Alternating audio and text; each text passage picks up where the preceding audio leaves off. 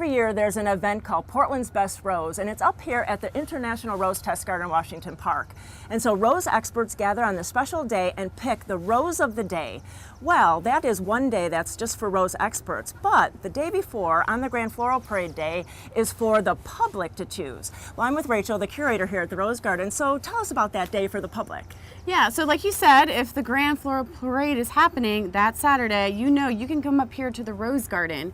Look for the flags, those will be the contestants, and you can go around and you can let your voice be heard as to what rose you think is the best. So look for the flags, and you can submit your vote. Excellent. Well, it's so much fun that the population can come up and choose your favorite. So make sure that you come up to the Rose Garden on that day of the Grand Floral Parade. Thanks so much. Oh, thank you.